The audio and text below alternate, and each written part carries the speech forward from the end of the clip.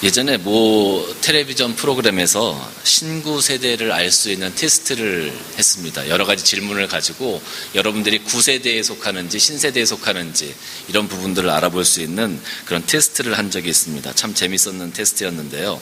제가 그 중에 몇 가지를 가져왔습니다. 여러분이 과연 신세대인지 9세대인지 한번 여러분 스스로 자문해 보시고 테스트를 한번 해보셨으면 좋겠습니다. 첫 번째 문제는 허니를 부른 가수는 누구일까요? 허니라는 노래를 부른 가수는 누구일까요? 9세대들은 박진영이라는 사람을 떠올립니다. 그런데 신세대들은 카라라는 그룹을 떠올리게 됩니다. 여러분 혹시 도라이 하면 어떤 연예인이 생각나십니까? 도라이. 전영록이 출연했던 도라이라는 영화가 생각나시면 여러분들은 9세대이세요. 노홍철이라는 사람이 생각나면 여러분은 신세대라고 생각하시면 됩니다. 커피 하면 떠오르는 노래가 있습니까? 커피 하면 여러분들 어떤 노래가 떠오르세요? 커피 한 잔을 시켜놓고 이거 펄시스터즈의 커피 한 잔이 생각나면 여러분들은 9세대입니다. 요즘에는 뭐 아메리카노 뭐 이런 것들이 떠올라야 된다고 합니다. 고등어 하면 떠오르는 가수가 있습니까? 고등어. 한밤중에 애목이 말라 산울림의 김창완 씨가 떠오르면 여러분 9세대고요. 노라조의 고등어가 떠오르면 여러분 신세대라고 이야기를 합니다. 근데 이런 것들을 이렇게 하다 보면 꼭 이런 분들이 계세요. 목사님, 저는 목사님이 도통 무슨 얘기를 하는지 모르겠습니다. 아니 이렇게 뭐 예를 들어서 김창완을 알면 9세대, 뭐 박진영을 알면 9세대라고 하는데 저는 그것도 잘 모르겠습니다. 그런 분들이 꼭 계세요. 그런 분들은 신세대와 9세대를 뛰어넘은 아주 훌륭한 세대에 살고 계신 분들이세요. 뭐 더 이상 뭐 이야기할 수 없는 그런 세대에 살고 계신 분인 것 같은데요. 이런 그 세대에 대한 것들을 찾다 보니까 국민학생 세대와 초등학생 세대가 나뉘더라고요. 국민학생 세대의 장래 희망은 대부분 대통령, 판검사였습니다. 그런데 초등학생 세대는 소방관이나 연예인, 요리사들이 되어져 있습니다. 또 국민학생 세대의 가장 무서운 벌이 무엇이었냐 보니까 엄마가 말 안 들으면 빨개 벗겨가지고 팬티만 입혀놓고 이놈의 자식 나가 서 있어! 이것이 가장 큰 벌이었대요. 예전에 오줌 싸면 키를 뒤집어 쓰고 소금을 얻으러 다녔던 그 빨개 벗고 그 소금을 얻으러 다녔던 그런 모습들이 생각이 납니다만 요즘에는 가장 그 초등학생 세대가 가장 어려운 무서워하는 벌은 뭐냐 하면 너 컴퓨터 하지 마. 너 핸드폰 압수. 이것이 가장 무서운 벌이라는 거예요. 예전에는 국민학생 세대는 집에 가면 어머니가 하시는 가사 일을 도와드렸습니다. 근데 요즘 초등학생 세대는 집에 가면 어머니가 학생들의 숙제를 도와줍니다. 이런 큰 차이가 있더라고요. 우리 자녀들과 우리는 확실히 다른 문화, 다른 세대에 살고 있는 것 같습니다. 우리 자녀들은 우리와 다른 문화, 다른 습관, 다른 언어를 가지고 살아갑니다. 완전히 다른 세대의 모습으로 이 땅에서 살고 있는 것 같아요. 어떻게 보면 이 급변하는 세태 속에서 당연한 일이 아닌가 생각이 듭니다. 젊은이들은 더 이상 어른들의 권위와 전통을 인정하려고 하지 않습니다. 그것을 존중하려고 하지 않아요. 그러다 보니까 어른들과 젊은이들 사이에 9세대와 신세대들 사이에 알게 모르게 충돌이 일어나고 문제가 생겨지는 경우가 참 많이 있습니다. 이렇게 문제가 생겨지고 충돌이 일어나면 그것을 해결하기 위해서 서로가 이해하고 대화하고 그러면서 어떤 합의점을 도출해 나가야 되는데 그것이 참 어렵다라는 거죠. 요즘에 우리 어른들이 자녀들에게 또 여기 있는 신세대들에게 어떤 이야기를 하고 어떤 문제를 통해서 그 문제를 해결해 나가려고 할 때 그 자녀들이나 신세대들이 하는 이야기가 하나 있습니다. 우리가 무언가 얘기하면 제발 잔소리 좀 그만하세요. 잔소리를 그만하라는 겁니다. 그리고 조금 더 뭐라고 하면 제발 이제 간섭 좀 그만하세요. 저도 이제 제가 알아서 할게요. 이게 보통 일반적인 자녀들의 어떤 태도가 아닌가 싶어요.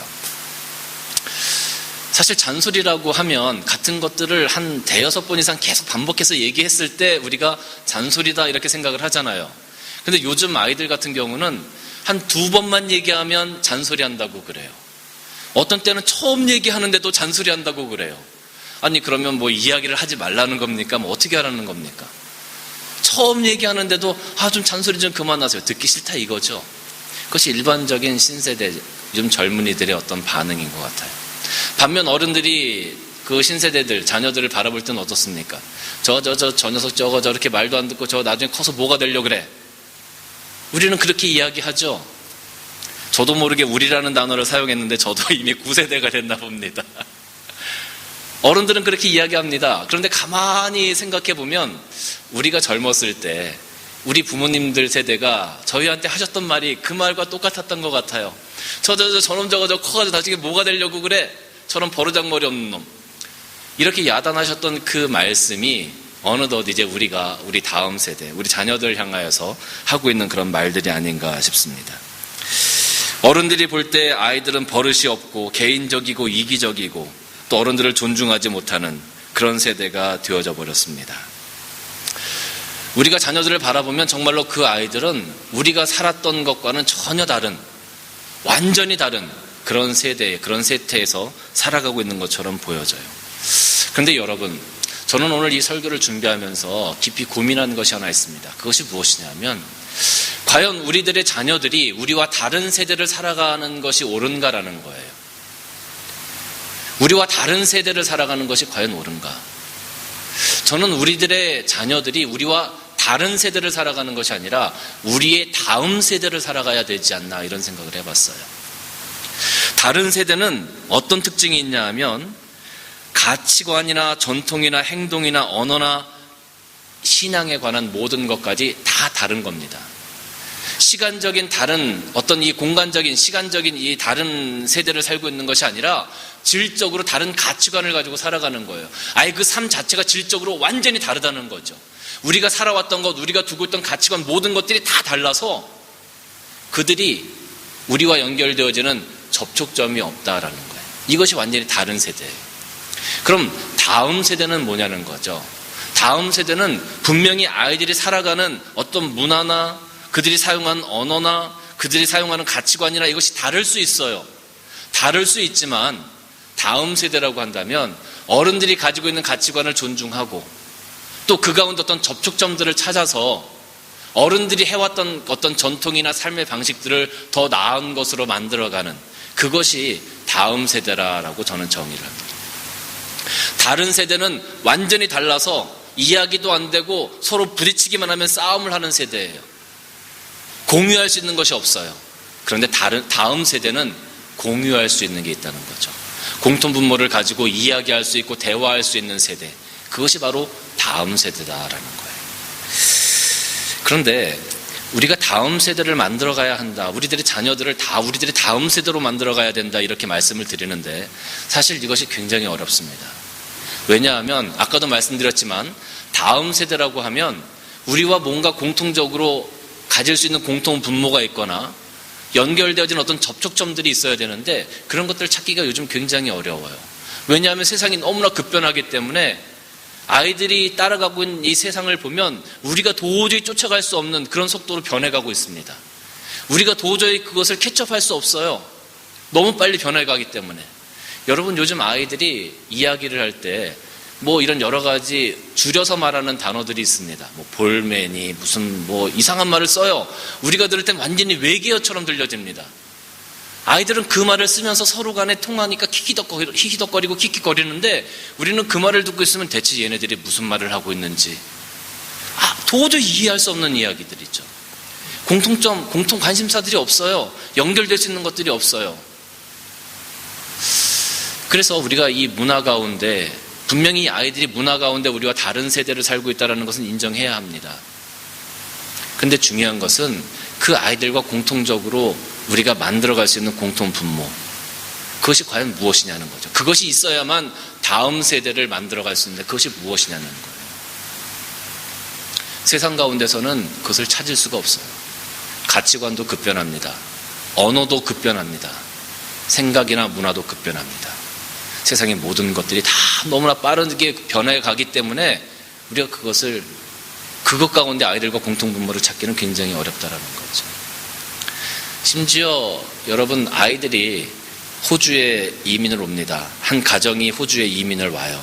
그러면 처음에 부모들이 제일 걱정하는 게 뭔지 아십니까? 제일 걱정하는 게 어떻게 우리 아이를 빨리 영어를 시킬 수 있을까?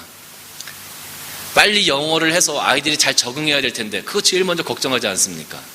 근데 불과 한 3, 4년만 지나고 나면 그 걱정거리가 바뀌게 되죠. 어떻게 바뀝니까? 어떻게 하면 우리 애가 한국말을 잊어버리지 않을 수 있을까? 한 3, 4년만 지나면 우리가 걱정했던 걱정거리가 바뀌게 돼요. 세상의 모든 환경 가운데 아이들이 적응해가기 시작하면서 우리가 생각했던 것과는 전혀 다른 방향으로 아이들의 삶이 펼쳐져 가기 시작합니다.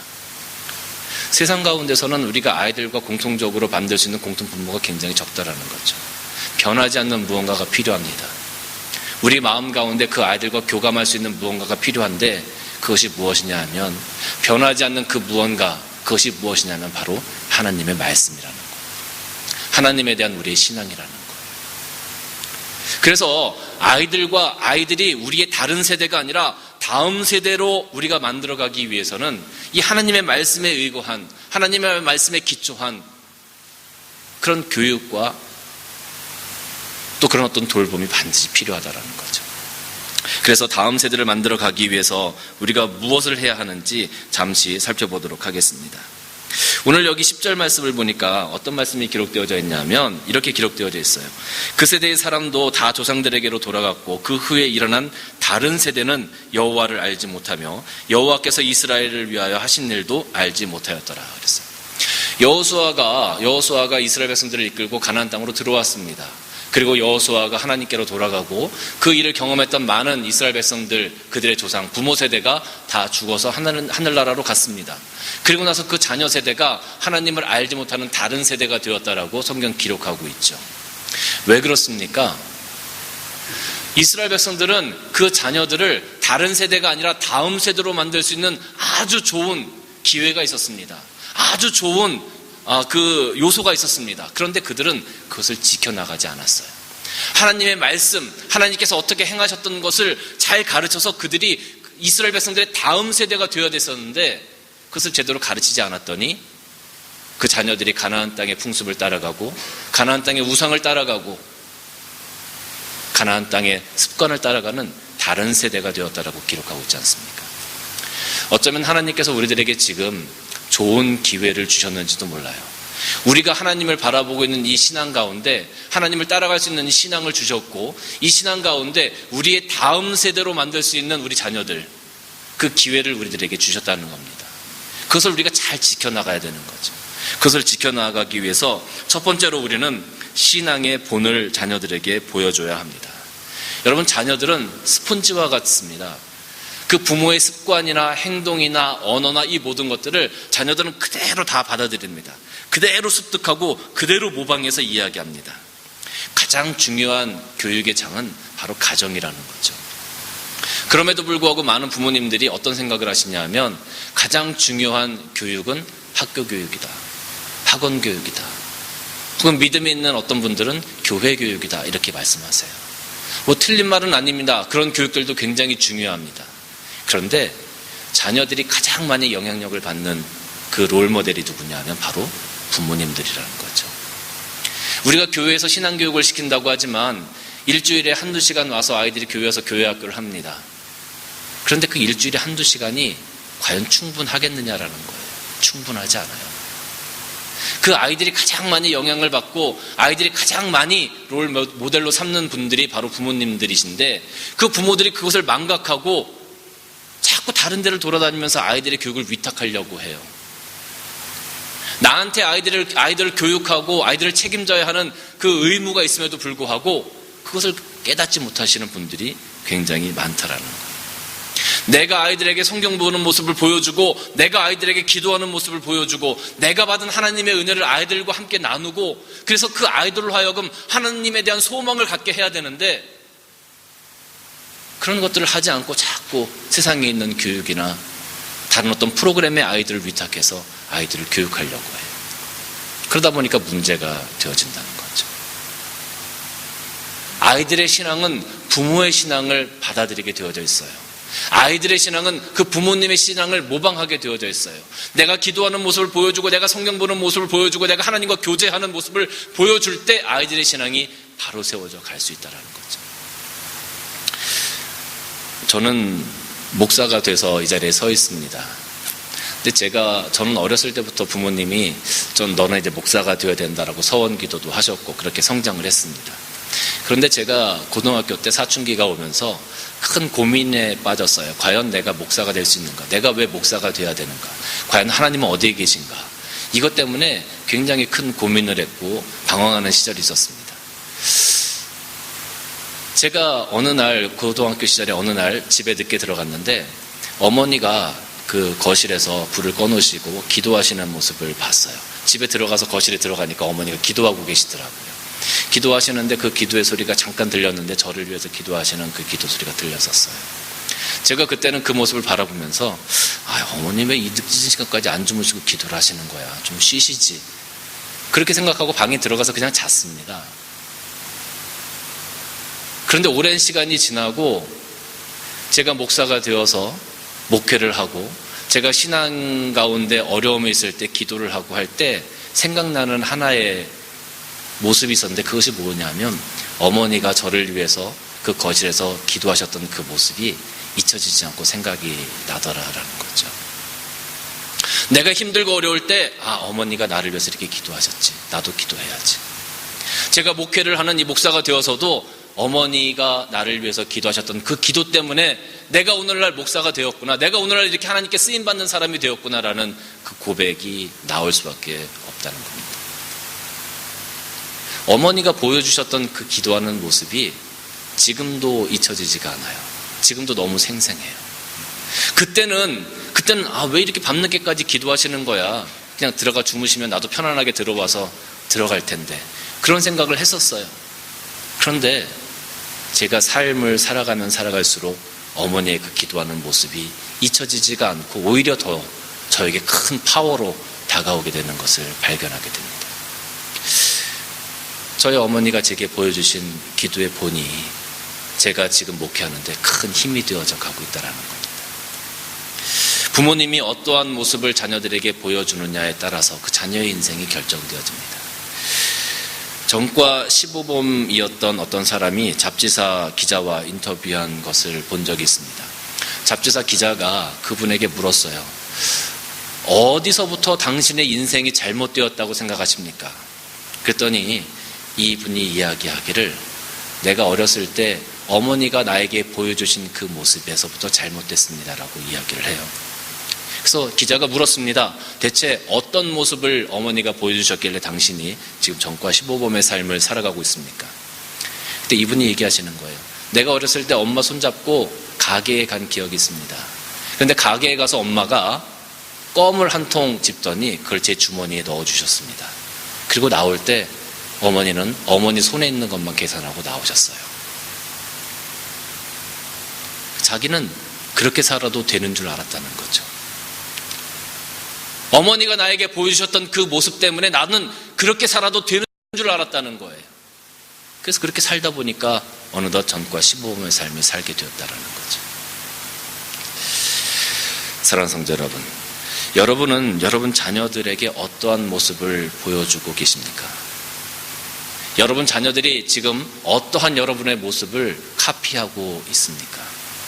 그것은 굉장히 중요합니다. 자녀들의 삶을 결정지을 수 있는 중요한 문제입니다.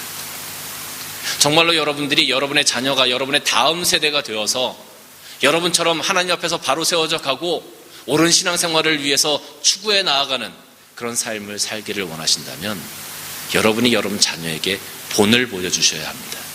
하나님과 교제하는 본을 보여주시고요. 하나님을 사랑하는 본을 보여주시고요. 이 땅에서 하나님의 사람으로 살아가는 본을 보여주셔야 합니다. 빛과 소금된 삶을 살아가는 본을 보여주셔야 합니다. 다른 사람들을 사랑하는 본을 보여주셔야 합니다. 여러분들 때문에 다른 사람들이 웃을 수 있고 여러분들 때문에 다른 사람들이 행복해할 수 있는 본을 자녀들에게 보여주셔야 하는 거죠.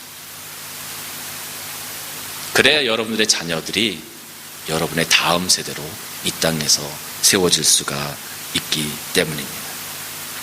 두 번째는 우리는 죄에 대해서 단호해야 합니다.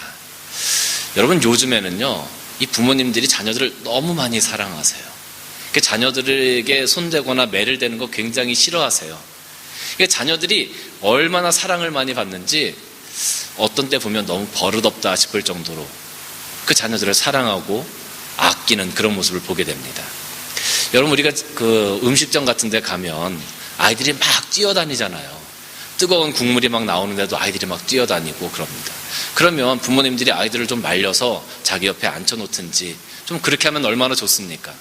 아이들이 그렇게 막 뛰어다니고 다른 사람들에게 피해를 주는데도 부모들은 전혀 신경 쓰지 않고 자기 먹을 것만 먹고 있어요. 그러다가 주위에서 누구라도 한마디 하면, 그러면 그 부모가 뭐라 그럽니까? 아니, 왜 우리 애를 나무라냐고. 우리 애는 내가 키울 테니까 신경 쓰지 말라고. 그렇게 오히려 적반하장격으로 얘기를 해요. 참 답답합니다. 과연 그런 아이들이 커서 얼마나 정말 이 땅에서 책임감 있는 아이가 될까?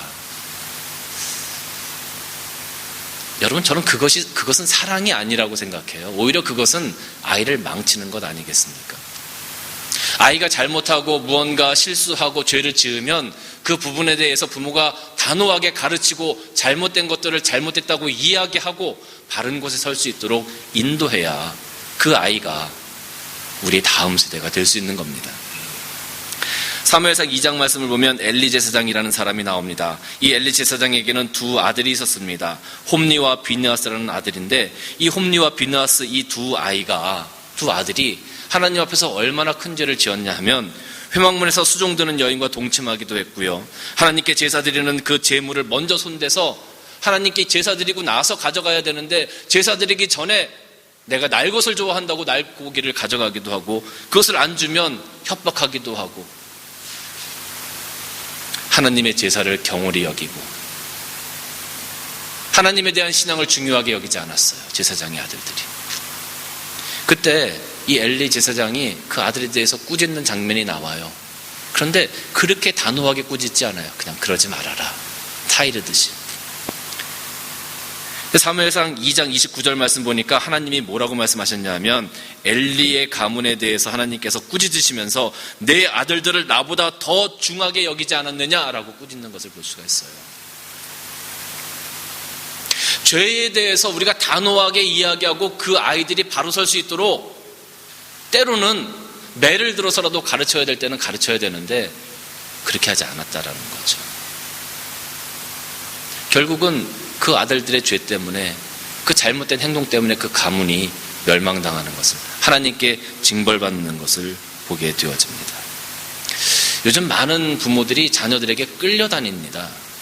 자녀가 뭔가 원하면 무언가 다 채워줘야 되고, 자녀가 이야기하기 전에 다른 친구들이 무언가, 다른 가정의 자녀들이 뭔가 가지고 있으면 나도 그것을 채워줘야만 되는 것처럼 생각하고 살아가는 부모들이 굉장히 많아요. 근데 그건 사랑이 아닙니다. 그건 오히려 아이들을 망치는 겁니다. 정말로 아이들을 사랑하신다면 그 아이가 잘못된 길에 서 있을 때, 그 아이들이 다른 친구들이 가지고 있는 것을 질투할 때 오히려 그것이 잘못됐다는 것을 가르치고, 정말로 하나님 앞에서 이 아이가 어떻게 자라나야 될 것인가를 바로 가르쳐야만 그것이 진정한 사랑이 아니겠느냐라는 거죠. 사랑하는 성도 여러분, 자녀가 하나님을 떠나서 살아가고 신앙을 떠나서 살아가고 하나님 앞에서 그것이 죄가 된다는 것을 우리는 분명히 가르쳐야 합니다. 그 자녀들이 하나님 앞에서 바로 세워져 갈 수 있도록. 그래서 우리가 가진 신앙과 교제하고 교통함으로 말미암아 정말 우리의 다음 세대로 세워져 갈 수 있도록, 다른 세대의 삶을 사는 것이 아니라 오늘 여기 사사기에 나와 있던 이 이스라엘 백성들처럼 다른 세대의 자녀들을 만들어가는 것이 아니라 우리의 다음 세대의 자녀들을 만들어가는 그런 노력을 우리는 해야 된다라는 것이죠. 세 번째로, 우리가 다음 세대의 자녀들을 만들어가기 위해서는 바른 신앙 교육을 해야 합니다. 잠언서 22장 6절 말씀을 보면 뭐라고 되어져 있냐면, 마땅히 행할 길을 아이에게 가르치라. 그리하면 늙어도 그것을 떠나지 아니하리라 그랬어요. 또 신명기 4장 9절 말씀을 보면, 오직 너는 스스로 삼가며 내 마음을 힘써 지키라. 그리하여 내가 눈으로 본 그 일을 잊어버리지 말라. 내가 생존하는 날 동안에 그 일들이 내 마음에서 떠나지 않도록 조심하라. 너는 이 일들을 내 아들들과 내 손자들에게 알게 하라. 하나님께서 분명히 우리에게 이렇게 명령하셨잖아요. 하나님께서 분명히 우리에게 이렇게 말씀하셨잖아요. 그러니까 이 부분에 대해서 우리는 분명히 자녀들에게 교육을 해야 합니다. 신앙의 바른 교육을 해야 한다라는 것이죠. 근데 많은 사람들이 아이들을 가르치면서 세상에 큰 비전이나 세상의 소망을 심어주는 일들은 참 잘해요. 그래서 좋은 학교를 가야 되고 좋은 직장을 잡아야 되고 좋은 삶을 살아야 되고, 그러면서 엄마들이 어떻게 합니까? 아이들이 2-3살밖에 되지 않았는데 좋은 학교에 있다 그러면 그쪽으로 이사를 갑니다. 아이들이 아직 학교 가려면 멀었어요. 그런데 미리 가서 자리를 잡아요. 우리 호주에서의 삶은 어떻습니까? 아이들이 OC 클래스를 가야 되고 셀렉티브를 가야 되고, 그러지 않으면 실패한 인생이 되는 것처럼 생각하는 부모들이 얼마나 많이 있습니까? 그래서 학원을 다니고 한국에서 했던 그 학원 시스템을 가지고 와서 호주에서 대박이 나가지고 부자가 되는 사람들도 많고, 이런 일들이 지금 벌어지고 있어요. 세상 가운데서는 무언가 잘해야 되고 소망을 갖고 성공해야 되고, 그런데 하나님 안에서 소망을 갖고 비전을 갖고 하나님 안에서 신앙적으로 바로 세워져 가야 된다는데 신경 쓰는 사람들은 많이 없다라는 거죠. 과연 하나님께서 기뻐하시는 다음 세대를 위해서 과연 우리가 얼마만큼 신경 쓰고 얼마만큼 우리 자녀를 교육하고 있는지 한번 재조명해 봐야 될 때가 아닌가 싶습니다. 예전에 한국에서 어떤 재벌 총수가 유서를 남겨놓고 투신 자살한 사건이 있었습니다. 그 유서를 보면 그 전문 경영인 사장이 있었는데 그 사장이 이 그룹을 자기의 것으로 만들려고 작업하고 사기를 치고 했었던 그런 일들 때문에 그 그룹 총수가 자살을 했는데, 그 유서에 뭐라고 썼냐면 누구누구 사장님 먼저 인간이 되십시오 이렇게 써놨어요. 먼저 인간이 되십시오. 그 사장이라는 분은 인류대학을 나왔고 아주 많은 것들을 공부했던 사람이고 머리가 비상했던 사람이었습니다. 그런데 인간이 되십시오, 먼저 인간이 되십시오라는 말을 들을 정도의 삶을 살았어요. 참 아이러니하지 않습니까? 세상 가운데서 인류 교육을 받았고 최고의 삶을 살았고 머리가 비상해서 승진도 많이 했고 사람들이 다 우러러보는 자리에 있는데 먼저 인간이 되라라는 이야기를 듣는다면 얼마나 비참한 삶이었나를 우리가 한번 생각할 수 있을 것 같습니다. 사랑하는 성도 여러분, 우리가 이 땅에서 우리 자녀들이 성공할 수 있을지는 모르겠습니다. 그런데 그 아이들이 나중에 먼저 인간이 되십시오라는 말을 듣는다면 그 아이의 삶은 실패한 삶이라고 저는 생각이 듭니다. 이 땅에서 성공했다 할지라도 다른 사람들에게 해를 끼치고 다른 사람들에게 악을 끼치는 삶을 살아가고 있다면 그것은 분명 잘못된 삶입니다. 이 땅에서 정말로 하나님 나라에 대한 비전을 가지고 다른 사람들에게 힘과 용기를 주고 다른 사람들의 손을 잡아 일으켜줄 수 있는 그런 삶을 살아가는 자녀가 먼저 되어야 되지 않겠습니까? 그런 교육을 위해서 우리는 바른 신앙교육, 여기에 우리의 초점을 맞춰야 된다는 거죠. 선한 사마리아인의 삶을 살아가는 것이 쉽지 않습니다. 바른 신앙교육을 갖지 않으면 선한 사마리아인의 삶을 살아간다는 것은 어림도 없는 것 같아요. 이 시대가, 이 세상이 우리들의 자녀를 그냥 놔두지 않기 때문에 그렇습니다. 사랑하는 성도 여러분, 지금 여러분의 자녀는 안녕하십니까? 여러분의 자녀는 여러분의 다음 세대로 만들어져 가고 있습니까? 아니면 여러분들과 전혀 다른, 여러분들과 전혀 공통분모도 없고 접촉점도 없는 다른 세대가 되어져 가고 있습니까?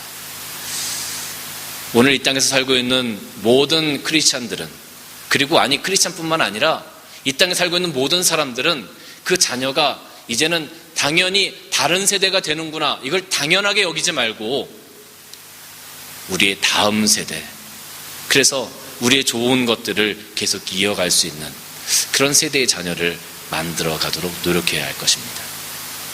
그 공통분모가 오늘 이 말씀 가운데 있습니다.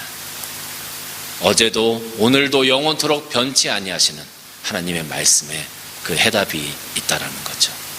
오늘 이 말씀에 대한 교육을 통하여 여러분의 자녀가 바로 세워지고 우리의 다음 세대로 세워져 가는 그런 행복한 일들, 하나님께서 주시는 은혜의 일들이 생겨지시기를 주님의 이름으로